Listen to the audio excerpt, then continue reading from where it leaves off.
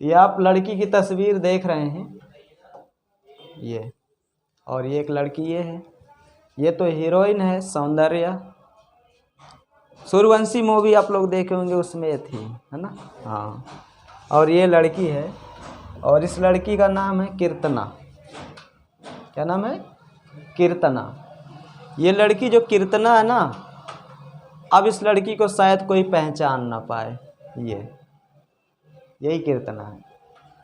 ये कन्नड़ अभिनेत्री थी, कर्नाटका की, जो साउथ इंडियन मूवी आप नाम सुने होंगे, उनमें ये लड़की चाइल्ड एक्ट्रेस का काम करती थी।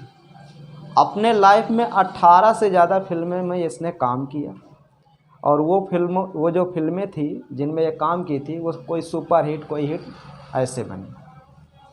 अब क्या हुआ कि छोटी उम्र में काम तो मिल गया, पैसा भी ठीक ठाक मिलने लगा, लोग इनकी एक्टिंग के दीवाने भी हो गए, सब कुछ हुआ।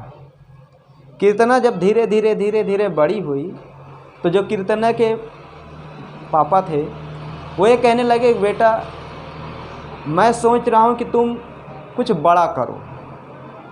तो कीर्तना बोली कि पापा मैं बड़ा ही तो कर रहे हैं, मैं एक एक्ट्रेस हूँ, मुझे पूरा देश जान रहा है, भले ही अभी छोटी हूँ तो क्या हुआ, लेकिन लोग मुझे जान रहे हैं, प्यार कर रहे हैं, पैसा मेरे पास है, सब कुछ है।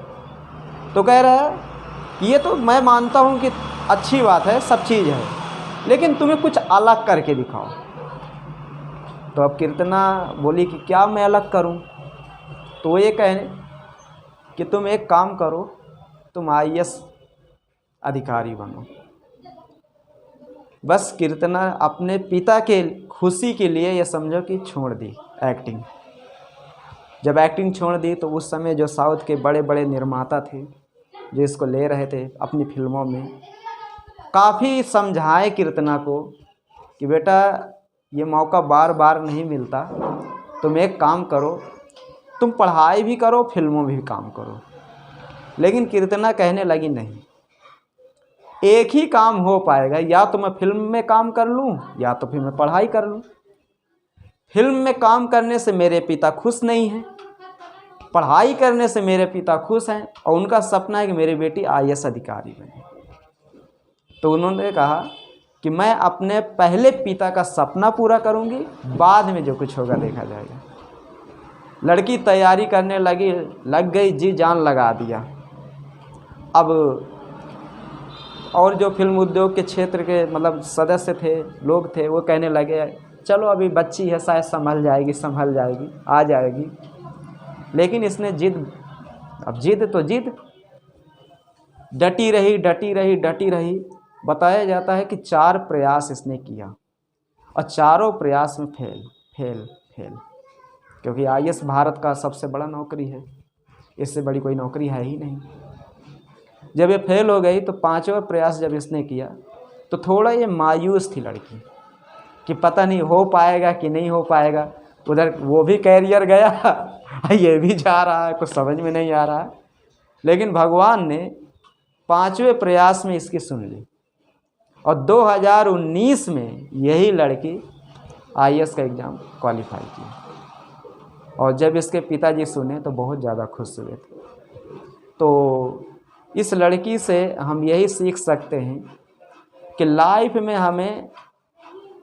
हमारे पास जो संसाधन हैं उनको लेकर कभी चिंतित नहीं होना चाहिए।